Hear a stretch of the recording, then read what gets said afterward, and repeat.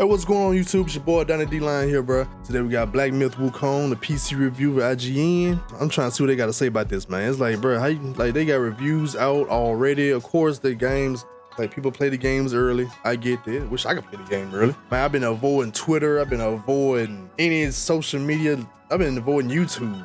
I've been on YouTube all because I've been trying to figure out best way to optimize this game. I mean, I've been trying to figure out the best way to optimize the game and everything to see if ray tracing is worth it or not, this and that. But I'm definitely playing.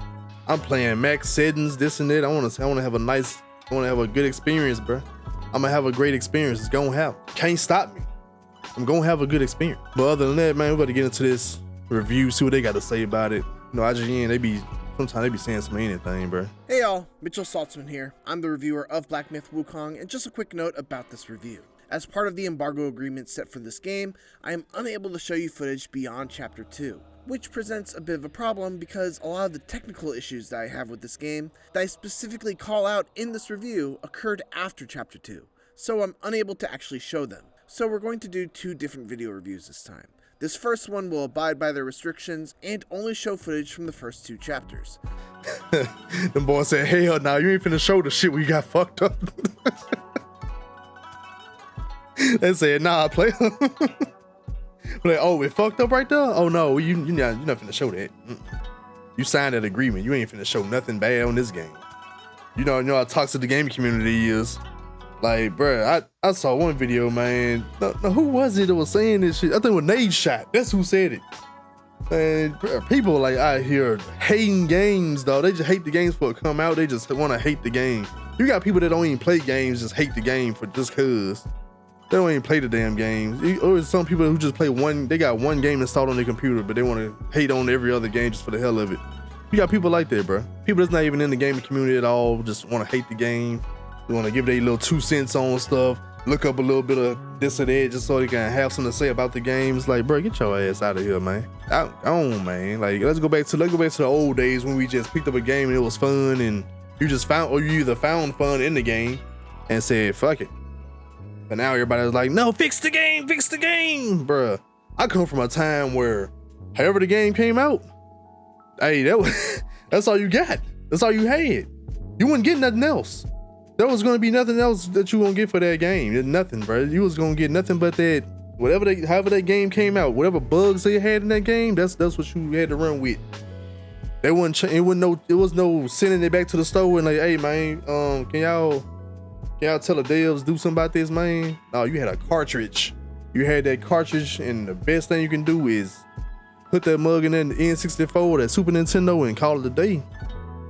And if it messed up, you had to blow in that fucking cartridge, bro.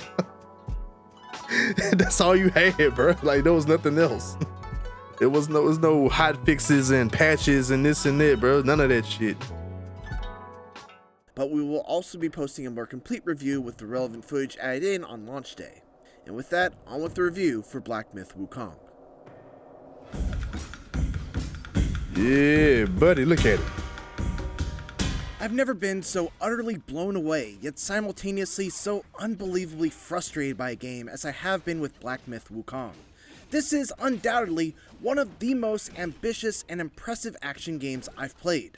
It's stunningly gorgeous, its combat is fantastic, it's incredibly challenging, but always satisfying to overcome, and the setting is refreshingly unique and steeped in rich Chinese culture.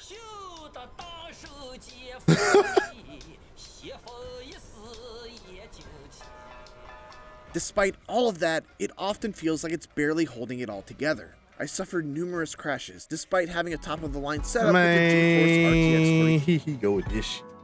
I suffered numerous crashes, man. I don't give a damn, bro. I'll play through the crashes, bro. I will play that shit. I'm playing the game, bro. I'm gonna love this game. You can't make me hate this game, bro. Like I told y'all, bro. I watched Donnie play Monkey King. I watched Jet Li play the Monkey King, bro. I watched so many, look, bro. They got a lot of movies out there. They got movies, shows, even a little Disney show that was kind of cool, man. Wukong had a little son and whatnot. He was, he had to save the day, this and that, you know what I'm saying? Put some respect on his name, you know what I'm saying? Because he's a god, you know what I'm saying? Put some respect on his little name, you know what I'm saying? A little furry self. 390. Not to mention the multiple times I fell through the ground and died in the final phase of a boss fight. Well, or too bad the for way you, bro. characters would randomly switch from English to Chinese, or the way the dialogue audio would just drop out altogether and leave me completely in the dark during an important cutscene. It's a rickety roller coaster for sure, and there were definitely spots during the ride where I was not having a great time. But taken as a whole, this is one adventure where the bumps are worth it. Oh yeah, thank you. I'm glad he said that, bro. I was talking shit too soon. I'm sorry, my bad. Black Myth Wukong's story is somewhat of a follow-up to the classic novel Journey to the West by Wu Chenggen, a book that I only personally know thanks to very loose adaptations. Hey, look, bro. This is completely off topic, but any movie producers, anybody who do special effects for movies or this or that, you come out with a werewolf movie. Look, man, this is what I expect. You see this big man? You see this big ass dog here, man? The big ass wolf thing. I know this is completely different from whatever, bro, but this is what I be expecting. I don't be expecting them damn half pit bulls you have in the underworld and stuff like that, or oversized wolves in Twilight. I don't be man. Look, I be expecting something like that in a werewolf movie. Like Wolfman can get away with it because it's based on the super old novel, and then you got Van Helsing was like the best werewolf I've seen ever. He was damn near a fairy. But look, that's what I expect. This is about Wukong right here. I'm sorry, bro. My bad. Like Dragon Ball and Enslaved Odyssey to the West. What? That surface level familiarity didn't help much though, as the interpretation that the developers at Game Science have crafted here is laden with references to characters and events from the novel, without doing a great job of bringing you up to speed on who Sun Wukong is, or what he encountered on his titular journey. I had to look online to understand who Zhu Bajie was, what his history with Wukong is, and what the significance of certain encounters were, because otherwise I'd have been completely lost at times. My boy like a little potato, bro. One, a literal monkey who wakes up one morning and decides to set out on a roughly 40-hour journey to locate the 6 relics of Wukong. While the moment-to-moment storytelling is fairly unremarkable, largely due to a mute protagonist and side characters that aren't given enough screen time to develop, each of the 6 self-contained chapters culminates with a stunningly gorgeous animated vignette that tells a short story about that chapter's main antagonist. Each one is done in a completely different art style, with one drawn to look like a storybook, another using stop-motion animation, and another done in the style of an anime. Every single one of them is beautiful and poignant, and I couldn't help but wish that the main story managed to move me in similar ways.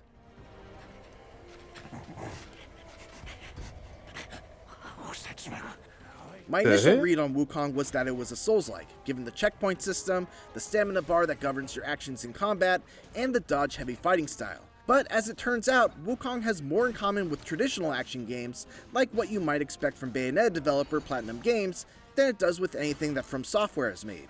Most of the usual Souls-like conventions are missing. There's no penalty for death outside of respawning at the nearest checkpoint, you don't use a shared currency to level up your stats and purchase items or upgrades, and while there is gear and stats to consider, you largely just go and swap out the old equipment with the new, as opposed to making choices as to what kind of weapon or piece of armor you want to hold on to and upgrade. And okay, that's cool. I like it. I'm a big fan of Souls-likes, ditching those mechanics feels like the right move for the game that Wukong is trying to be. It's far more forgiving, focused on keeping you in the action rather than poring over menus or retracing your steps to regain your lost currency after dying, and Wukong is a better, more distinct... Bro, y'all see this, bro? Do y'all see how they leaving trails in the sand and this and that? I'm impressed by stuff like that nowadays. Like, catch me a couple years ago, I wouldn't give a damn. I really wouldn't. I don't know worry about the game fun, but like nowadays I'm starting to like pick up on certain things. I'm like, hey, that's kind of cool. I mean, I probably end up dying just because I'm looking at the trails in the sand like, wow, he's making footsteps. Like, I'm just playing. I don't think I get that serious though, but still, that's actually pretty cool seeing stuff like that in games nowadays, because games have come a long way, especially like from my time. Basically, I mean, I'm not that super old, but like, bruh, I mean, they calling people my age Unc now, bro. I'm 34. They call me Unc, man. I'm my actual uncle too, so I can't really get mad at it. Whatever. Distinctive game for it. To be clear though, when I say it's more forgiving, I don't mean that it's any less difficult than a From style game. In fact, I'd go so far as to say that between this and Elden Ring Shadow of the Erdtree, I had more difficulty getting through Wukong's toughest challenges. How you What? Oh, he had one of them bills that like got him through the game easily, bro. Because you ain't finna tell me that. You know what? He played the game. I ain't played the game yet. I gotta see how hard Wukong is gonna be, man. Hey yo, what the fuck? You know what I'm saying? So whatever, bro. But at the same time, those challenges never felt unfair, and overcoming some of the tougher boss fights was always a satisfying combination of learning their attack patterns, figuring out where I could maximize my punishment windows, and tweaking my loadout in ways that made the best use of my chosen powers. That's a big ass bear.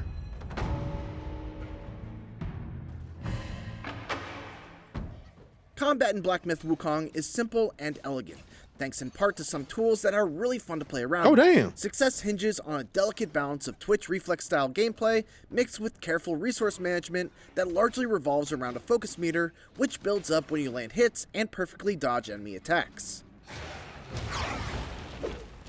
You gain a focus point whenever that meter fills up, which you can then spend in the middle of a light attack combo for a varied combo, or you can just use a heavy attack on its own for a powerful strike that can be charged even further if 2, 3, or even 4 focus points are consumed all at once. Oh, this is gonna be a lot of fun, bro. You also have access to a small handful of spells, governed by a mana meter, that are versatile enough to be useful in a wide array of situations. The Immobilize spell, for instance, freezes enemies for a short time, allowing you to get in some quick hits and potentially stagger them to allow for even more free damage. Cloud Step turns you invisible and creates a decoy for your enemies to focus on while you break away, heal up, and then hit your foe with a surprise attack that can crit. Damn! Rock Solid briefly turns you into a statue that will cause an enemy's attack to bounce right off of you, giving you an opportunity for a counterattack. Ring of Fire creates a barrier around you that will initially repel enemies and grant you some health restoration, along with enhancing any stat-altering drinks that you may use while standing inside of it. And finally, there's my personal favorite, a Plug of Many, which lets you make multiple clones of yourself to all beat up on an enemy at once.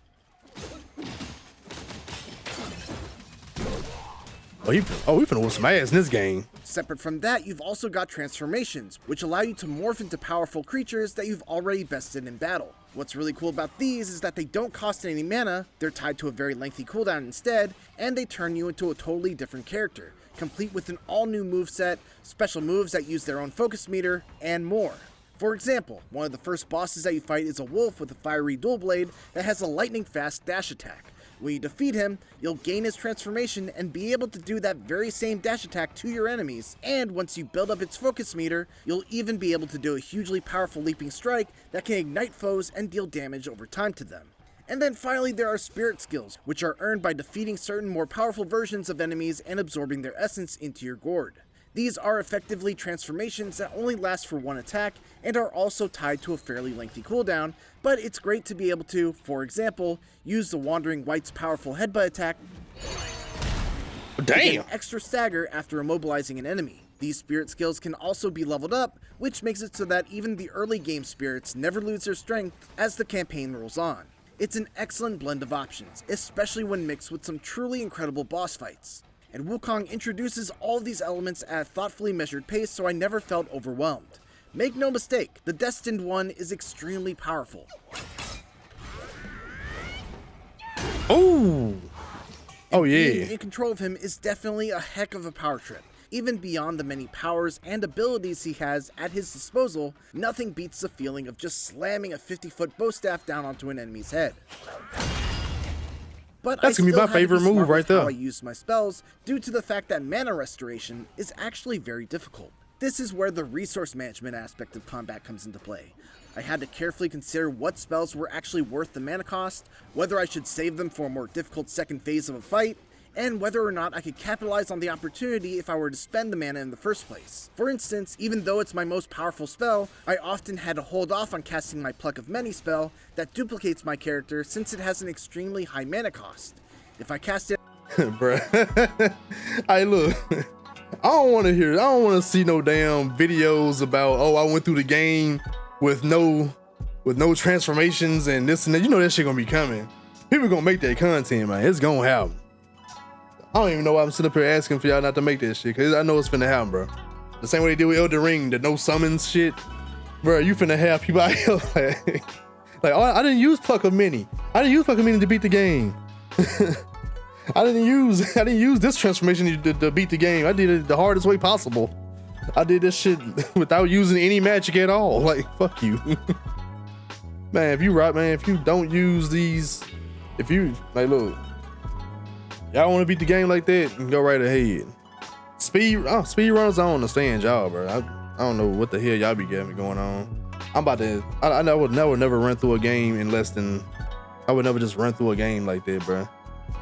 Unless it's like some kind of fucking award I get for this shit, or it's rewarding to myself some kind of way. But I like to enjoy my games. I'm going to enjoy this game.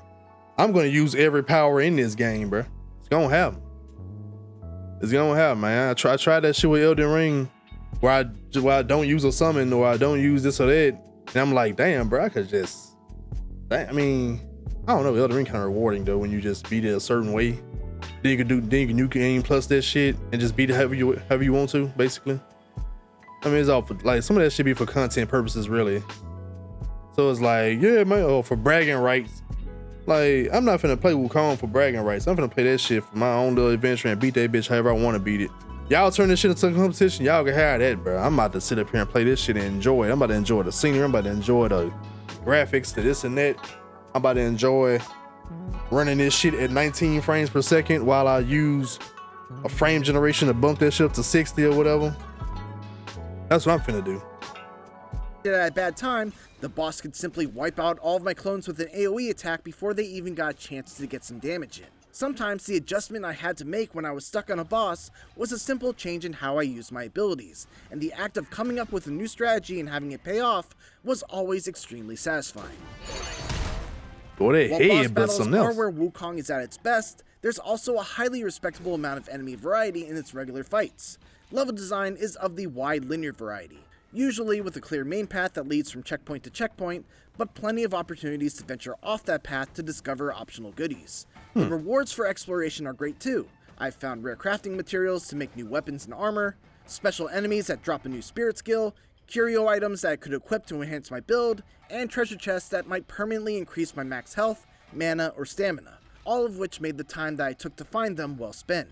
On top of that, there are also several secret boss fights to discover, key items with mysterious uses that I still haven't figured out, and plenty of more reasons to stray from the beaten path and keep an eye constantly scanning the environment. The main one being that Wukong is one of the most gorgeous games I've ever played.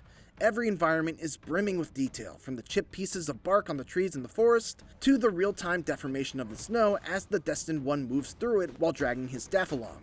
Not only that, but the animation is impeccable too, with wonderful touches and flourishes, like the way your character will do a little hop step when locked onto an enemy, then change to strafing around them as opposed to just running straight on while keeping their head turned. The music and sound design is fantastic as well, with epic drum-thumping battle themes.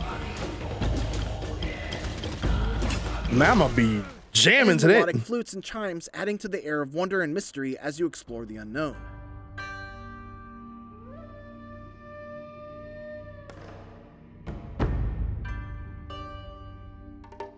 All that said, this game really would have benefited from a map, plain and simple. The lands you explore in Wukong are beautiful, no doubt, but they're far too big and too crammed with secrets to not give you some sort of navigational help. You don't need it, bro. The second and third chapters. This, along with the fact that it's aggravatingly hard to tell what obstacles can actually be climbed over and what's an invisible wall, can make exploration quite cumbersome. It's a good... No, bro. It makes you wonder. You just gotta try shit. Like, just try it, bro. Like, if you think you can climb up on that rock right there, try it, bro, and go up there. If you can't, you can't. That's all it is to it, man.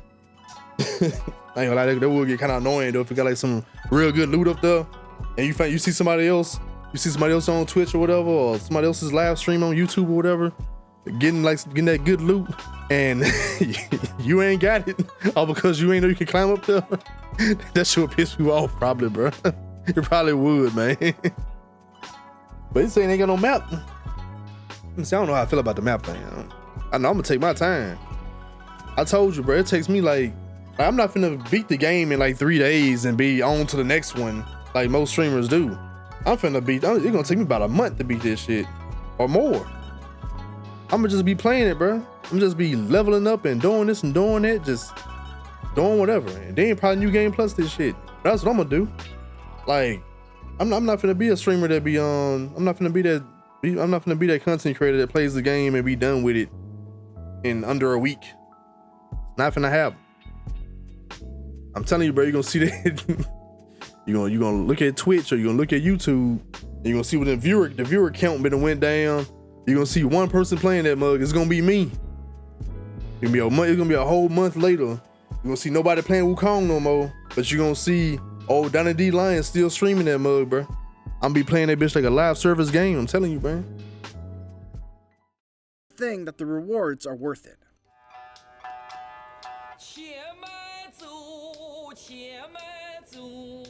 However, it's hard not to feel like all of Wukong's splendor and detail came at a great cost. I experienced numerous crashes, with one particular heartbreaker happening right after defeating an extremely tough boss that I then had to defeat again. Several others were more minor and would typically happen as I was loading up a new chapter or fast traveling to another level, but they eventually add up to a lot of frustration. In addition to that, several times during important cutscenes, all dialogue, audio, and subtitles would drop out completely, leaving me without any clue as to what was being talked about and no way to rewatch the cutscene.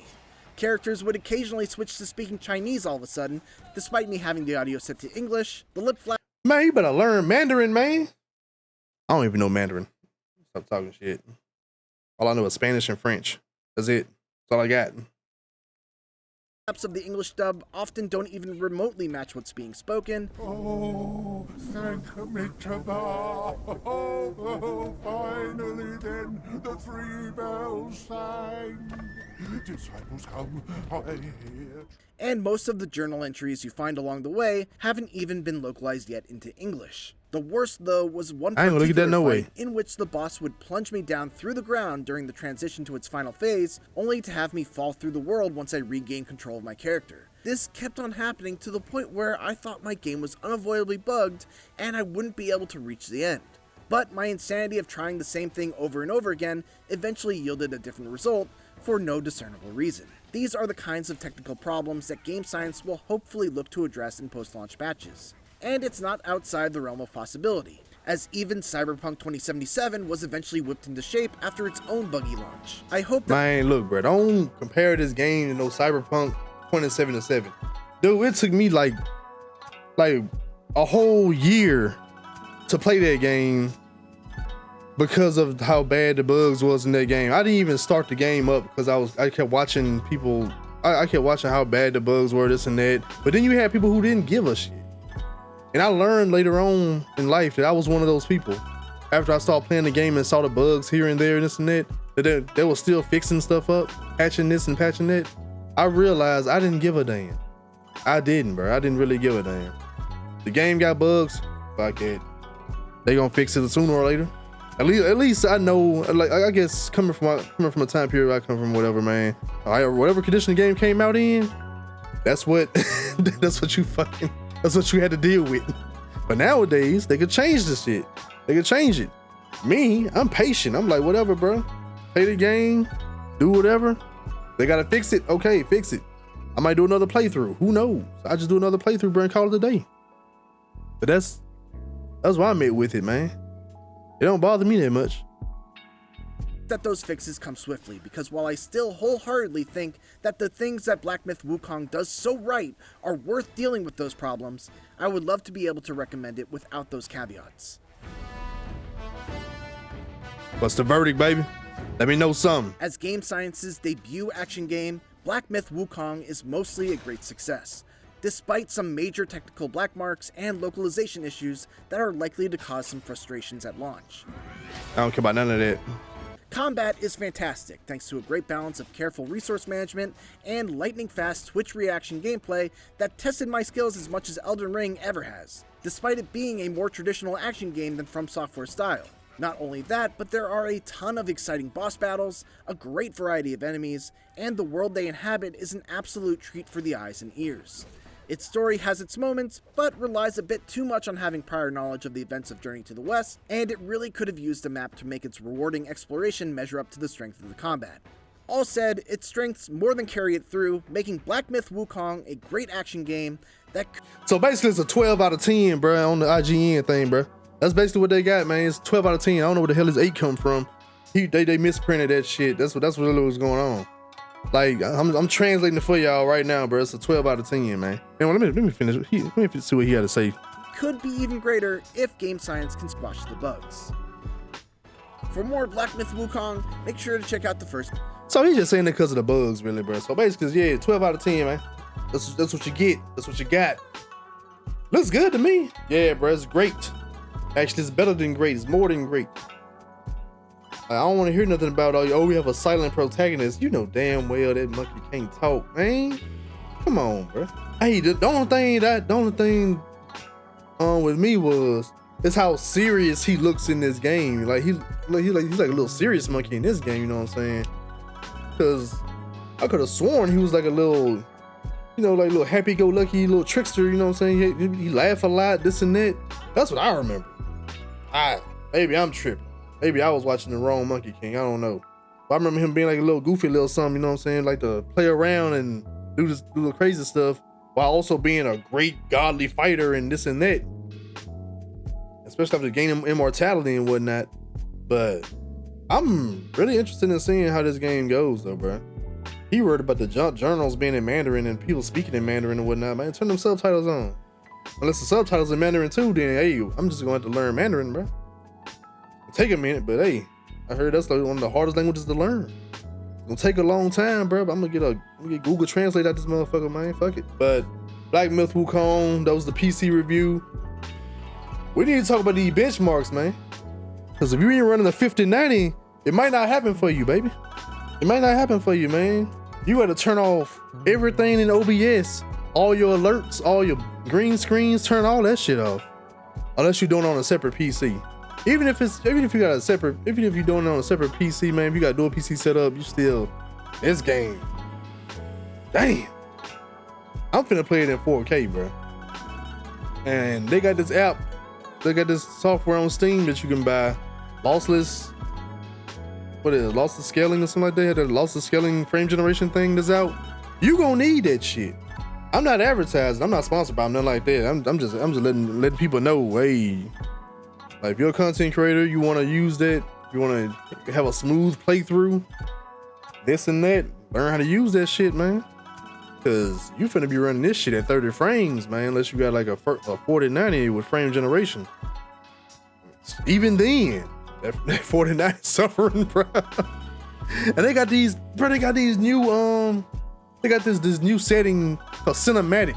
Cause you know how you have the graphic settings where you got like low, medium, high. Then you got very high, then you got cinematic. I was using the benchmark tool. That shit is crazy. You think you got a powerful PC? Turn on that benchmark tool before the game come out and see what happens. That shit finna humble your PC. That shit finna make you feel like shit. It's like, damn, bro, when the 5090 come out? Well, fuck that, when the 5090 Ti comes out, bro? Hopefully it's great. Electric bill finna be through the roof because your PC finna pump so much power, bro. I'm telling you, bro, the wattage finna be out the ass. People gonna be, your power company gonna look at you like, bro, what the fuck is you doing? And me, I don't stream for long periods of time. Some of y'all stream like 12 hours and whatnot because y'all gonna be trying to complete the game in under 2 days and this and that. Bro, y'all gonna try to complete a 20-hour game in 5 hours. I'm just playing. But look, y'all gonna be trying to complete the game in 2 days and whatnot. Computer gonna be smoking. Telling you, please, take some precautions. If you don't care about graphics, I advise you to lower some of them. Global Illumination, one of the ones that's gonna tear some shit up. Ray tracing, it looks good in the game. NVIDIA shows some videos of how good it looks in the game because you can barely tell from the benchmarking tool. I mean, I can barely tell from the benchmarking tool. I just say I can barely tell. I mean, it's some stuff, man. Then you gotta realize, like, when you're playing games like this, like, don't burn your damn computer up trying to pump max graphics, so you're not even looking at half the shit that's being rendered. You know what I'm saying? Like, some people want to play in 4K, like this idiot right here. Like, you want to play in 4K and whatnot, but 1080p might be way better, or 1440p might be a little bit better. Like. And then, of course, I'm using DLSS, obviously. I'm gonna have frame generation on, obvious, and input lag is gonna might not be too much of a problem, but I gotta deal with it, you know what I'm saying? But other than that, man, I'm gonna let y'all go. I respect y'all time, man. I thank y'all for for watching this PC review with me.